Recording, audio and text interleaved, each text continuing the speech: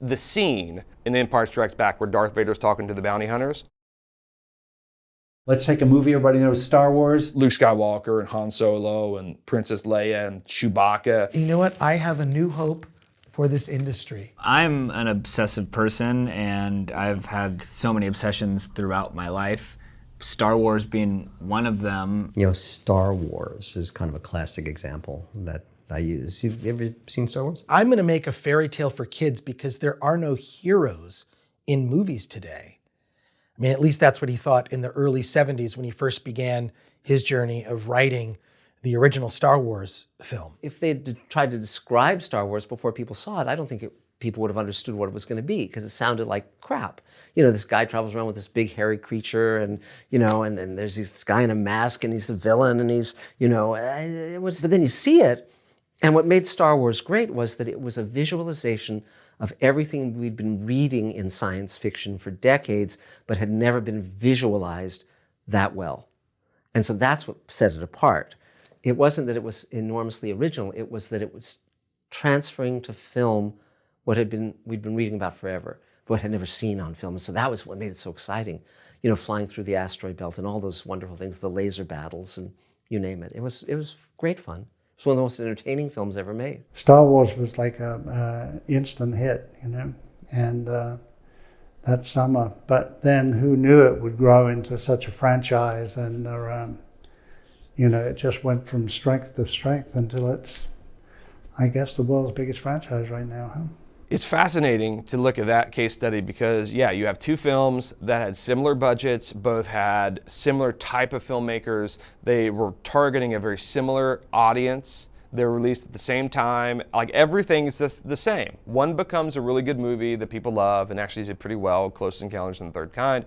Another becomes a $50 billion brand. And so there's a variable in there somewhere that created that separation in the marketplace. And we can look at that and probably guess pretty closely why that happened. There's a book that I read recently called How Star Wars Conquered the Universe, where they asked Steven Spielberg this exact same question. And because him and Lucas would actually give each other producer points on all of their movies. And so Lucas had producer points on Close Encounters. Spielberg had producer points on Star Wars. Obviously, Spielberg got a better part of that deal. And they said, well, why did it work out so well for Lucas and pretty well for you, but it's not even in the same ballpark? He said there's two reasons. He said from the beginning, Lucas approached this project not as just a single film. He always had a broader vision.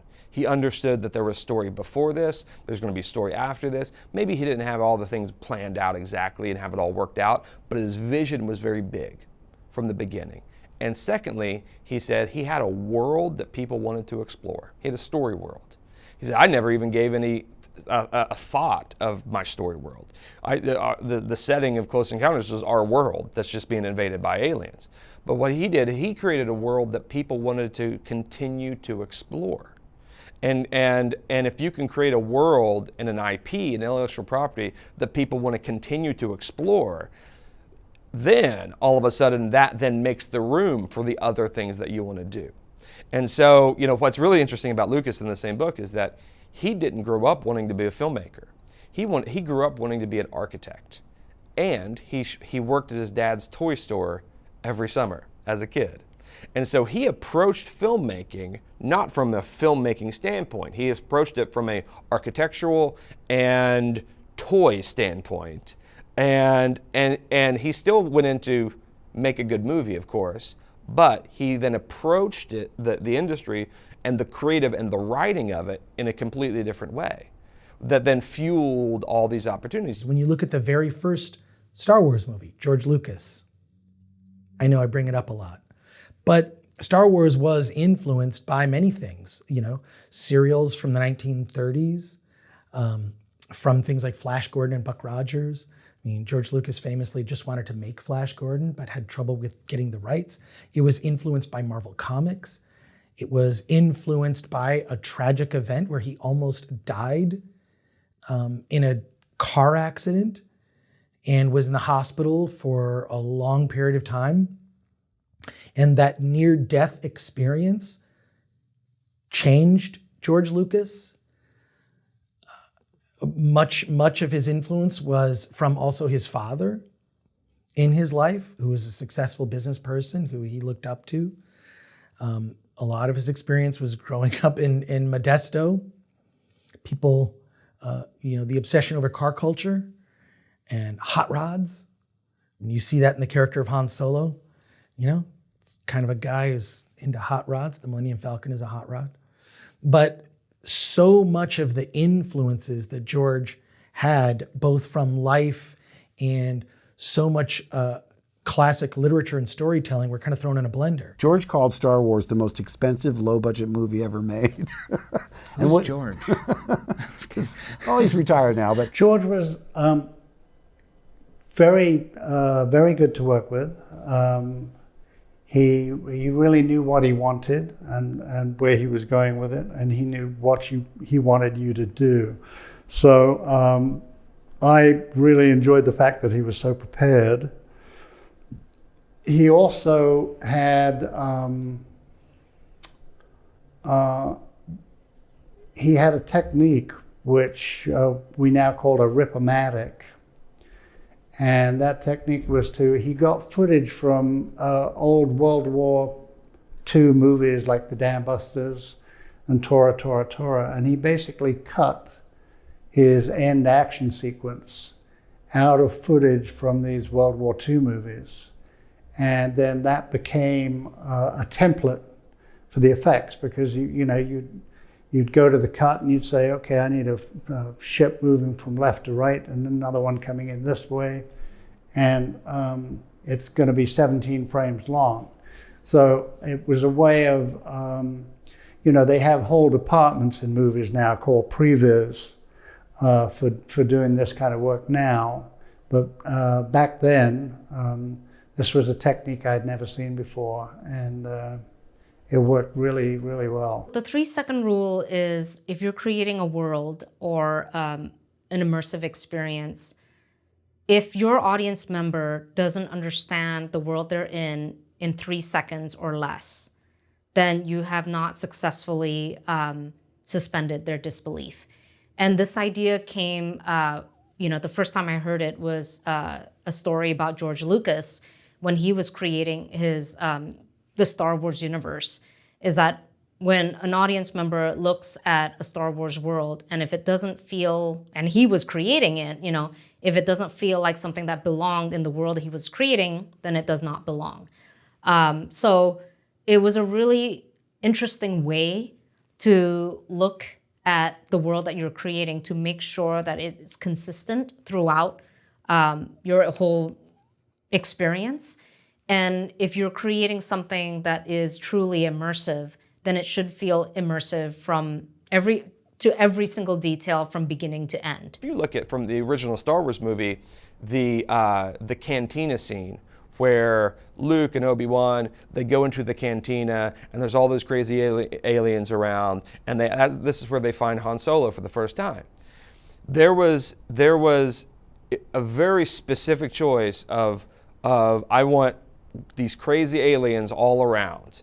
They could have had, to cut back on budget, they could have had everybody look human like Luke if they wanted to, but instead he really made sure that every single character in that bar and in that cantina had a very distinctive look, that they seemed mysterious, that it was obvious that all of them had some sort of backstory involved. And just that creative, one, the writing decision, two, the directorial decision. If you watch the scene, the way they made sure they got shots of all of them, there were interesting ones in the foreground, in the background. They took time in the edit of the film to cut and show a handful of them. Then those creative opportunities, both in the writing, the directing, and the editing, then fueled short stories and video games and cartoons that dealt with all of them. They created web content for all of them. They created game content for all of them. And they created toys for all of them. So now, all of a sudden, where most filmmakers and directors would say, my scene is about my protagonist and my antagonist and the character, our central characters, everything else is background. Lucas never considered anybody background. He looked at all these other characters as potential stories that just so happened to be in the background of this scene. But I'm going to develop all of them as if they could be the heroes of their own story and then put them in the background. Grand Moff Tarkin walks in the room, Darth Vader walks in the room, they're having a council meeting, right, on the Death Star. And he talks about the Emperor has wiped away the Imperial Senate. They'll not be a concern for us. I'm not quoting it directly, but that's the basic line. Well, one, I'm an audience member. One, who are all these evil men in this room, right? This is already scary. Secondly, wait, there's an Emperor of the galaxy and there's an Imperial Senate. Who is this Emperor of the galaxy? There was an Imperial Senate. Why were they wiped away? My imagination as a kid was utilized because characters in the movie talked about off-screen events happening. And I think that that is a device that is underused. So going back to Star Wars, did you see Star Wars? So going back to I'm just going to keep doing that, Jim. An unlikable character might be a better way to describe Han Solo in the first Star Wars movie, where he was kind of, he was selfish, he was out for himself, he only cared about money, didn't care about the cause that Princess Leia was on. And he was, parts of him were unlikable. He was still, it's Harrison Ford, he's very attractive. Man, that chiseled jaw. Sure. I'm very envious of that chiseled jaw. Be mean to me, yeah. Exactly, he beats me. So, but he's, he's unlikable and has a redemption, right? So that redemption arc is important, not just, and we've seen it happen more with villains. Darth Vader. Well, I would say the greatest villain in movie history is Darth Vader. That would be a great villain that comes to mind. The Emperor is the ultimate antagonist. He believes he's not just being evil for the sake of being evil. He thinks he's bringing peace and order to the galaxy. Like without his agenda, he's the ultimate believer, and you got to break a few eggs if you want to make an omelet. If he doesn't do what he's going to do, the entire universe will fall into some sort of state of total chaos. Where he says, okay, look, maybe I've got to destroy a couple of planets to achieve my goal, but if I don't, even more planets will get destroyed because there'll be such chaos. It needs like a firm hand, on ruling the universe. So he has to believe that people are not going to like my methods, but give it some time and people will. And Darth Vader to me is the culmination of probably some of the best aspects of villains from all types, whether it be from movie serials or comic books. It's fairly easy to argue that Darth Vader was very influenced by Doctor Doom from the Fantastic Four comic books created by Stan Lee. The look of Darth Vader kind of based on that, also based on a little bit of a samurai in there, in terms of the helmet and other aspects of Darth Vader's character, and the fact that it took David Prowse as an actor, and then James Earl Jones as a voice actor to kind of create this, and also the physical look, the costume designers and whatnot, and Ralph Bakshi to kind of design the character or versions of the character to what it became on screen. So much went into the creation of Darth Vader as a villain, and that Darth Vader has a tragic backstory that only a piece of it becomes revealed in the second movie in which Darth Vader appeared, The Empire Strikes Back. Villains have layers. The scene in The Empire Strikes Back where Darth Vader's talking to the bounty hunters could have been between Darth Vader and Boba Fett. There didn't have to be any other characters there. Just Darth Vader saying, Boba Fett, go catch Han Solo. But Lucas made the creative decision in the story to have Boba Fett and 8 other bounty hunters there in that scene.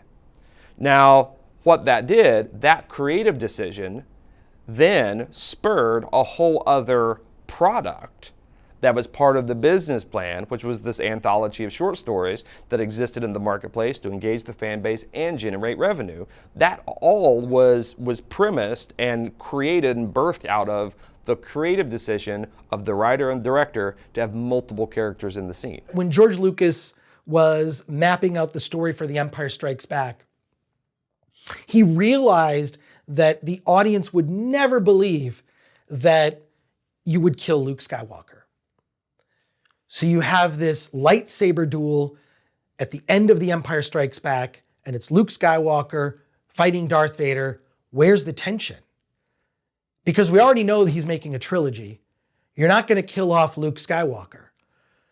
So there's really no drama or tension in that scene. So what Lucas did, he's like, okay, since the audience is not going to believe that I would kill Luke Skywalker, what if the real drama, the real threat is that Luke might turn to the dark side? And because he doesn't listen to Yoda's advice, he doesn't complete his training, he goes off as not a fully trained Jedi and faces his greatest nemesis, who he then learns at the end of after losing that fight, that it's his father.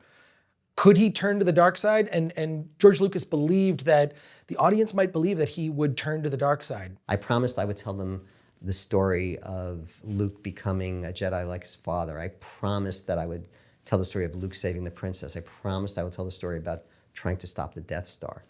And if you look at the story, every beat is something about one of those three components. And if it's like cut to, Luke goes to a pet shop and decides that he wants to buy a dog, you go, it might be the sweetest, cutest, most fun scene, in the history of fun scenes, but, it's not moving the story forward. Even Star Wars is thematically rich, but we don't think about it because we're thinking about the space opera part of it and the technology and the good versus evil.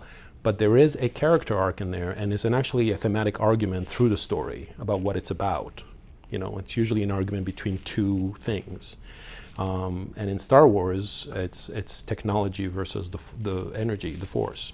And if you look at the scenes and you really pay attention to what they're talking about, even Darth Vader makes that argument in the scenes with his superiors, with whoever Peter Cushing plays.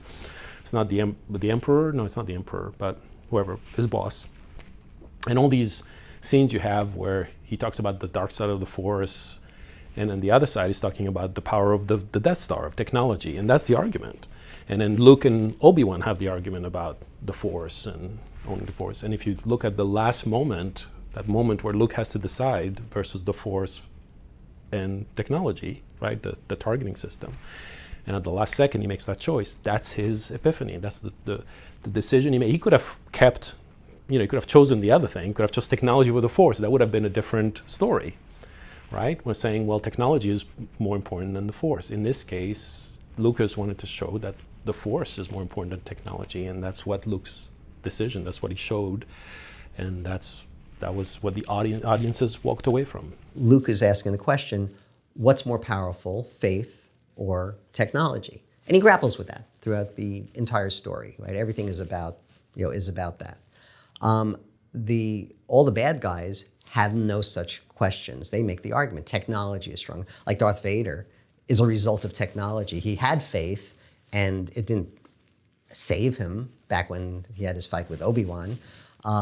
So faith let him down. He's now surviving based on technology. The Death Star is a giant ball of flashy, blinky technology, right? It's like, the faith is gone from the universe, right? You, my friend, are all that's left of, your faith or whatever, whatever is said to him. So the bad guys have no such questions. They are convinced. They make the argument that technology is stronger than faith. Luke is uncertain, and what does he learn finally at the end is that faith and technology can work together, right? And that's where you get the ultimate strength, right? Because he uses when he destroys the Death Star, he shuts off the targeting computer, which is him rejecting technology. Use the Force, Luke, right? He's embracing faith, but it's not like he does one of, the Obi-Wan two-finger air move and the Death Star explodes. He still uses technology to destroy the Death Star, right? He uses the torpedoes. So he's using technology in concert with faith, and that's the strongest of all. So it's really an interesting lesson, right? That you don't have to reject, you don't have to be Amish, right? Where you're rejecting technology, right? And you don't have to be, sort of a scientific atheist where you're completely rejecting faith. You can be somebody who's embracing everything that the world has to offer in terms of both spirituality and technology, and that's where you get sort of a complete person. So for me, that's how you tell a story. Luke gets to the planet, the last rebel planet. Darth has followed him there with a homing beacon. He's got a Death Star. He's gonna blow up the whole damn thing. There's nothing Luke can do about it. There's just a little few starfighters, and he's got a Death Star. That's it. The movie's over. And then, of course, what happens? R2-D2 says, hey, I stole the plans of the Death Star. There's a little hole you can fill a missile in if you really get close. And Luke, you can be the only one to get that missile in that hole if you use the Force, not your computer. And so the obstacle point is all is lost. And the climax is Luke learns the theme of the story. Luke, will you use the Force to rescue the princess and save the Republic? He puts his computer away. All the other starfighters used it. They couldn't get the missile in. He puts his computer away. He's learned. He hears Obi-Wan say, Luke, use the Force, not the computer. And he puts the missile in the hole. Climax. So the obstacle point is all is lost. And the climax is, Luke, you did it. What's the central question of Star Wars? The professional question is, will Luke destroy the Death Star, right? The personal question is, will he save Princess Leia? And the private question is, will he be a Jedi like his father, right? So if you look at Star Wars, the professional, personal, and private, you go that all three of those get answered right at the climax of the movie, right? He destroys the Death Star. So sure, he went in and he saved Princess Leia from the jail cell, but they let him get away because they would lead him to the rebel base, right? And the way of saving Princess Leia for real, because she's on the planet that the Death Star is about to destroy, right? So the way to save Princess Leia ultimately is to destroy the Death Star. And the way to destroy the Death Star is he's got all the technology and stuff that he's using, but he shuts it off and he uses the Force. So in one fell swoop, right, in one moment in the climax, he uses the Force, saves the princess by destroying the Death Star. So the central question is answered in the affirmative, yes, yes, and yes. Will he save Princess Leia? Yes. Will he destroy the Death Star? Yes. Will he become a Jedi like his father? Yes. So we started shooting these explosions, and we would shoot, I would look directly up at his explosions so they would explode over the lens and therefore give it the zero-G impression that it was happening in outer space. Because obviously if you shoot an explosion normally, you get a big mushroom cloud and it doesn't look like it's in outer space. So we started off letting these little bombs off, and it was quite successful in shooting them with high-speed cameras.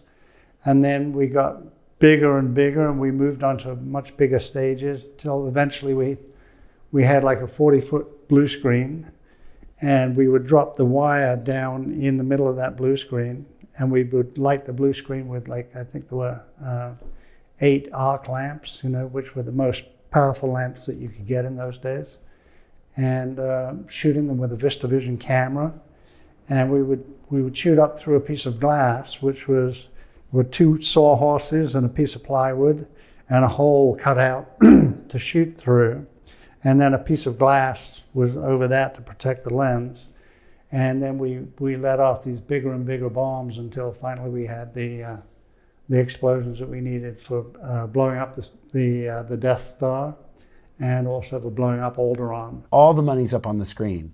The only people they really had to pay real money to were Alec Guinness and Peter Cushing, because we were pretty much all unknowns. Half of the fun of some of these characters from the world of Star Wars is the fact that we didn't know anything about them, that we could use our imagination. professionally and also in terms of quality, it's like if I was going to do that, I'd need to hire Mark Hamill. Like, you know, there'd be no gray area. It's okay. I mean, people come up and say, "I'm really sorry, I've never seen Star Wars." Well, that's fine. I'm not upset. That's okay. It's not for everybody. You know, like I say, the young and the mentally young. Those are the ones that really are our biggest fans. There's something to be said about it appeals to the child in all of us, because you see grown men, policemen and firemen who are authority figures, let down their guard and become 9 years old again. Like, will you pose with this lightsaber? Really? You were just about to arrest me. Now you're my friend. It's been amazing, because I never expected it to have this sort of longevity or the impact on these people. And you meet people all the time that say, I became what I became because of that movie. So it's quite, it's awesome when you think about the impact that it's had after all these years. I certainly never thought I'd be still talking about it. Something else that occurs to me also related to Star Wars. Yes, a recurring topic in conversations that I will have with you and that I have with my friends often.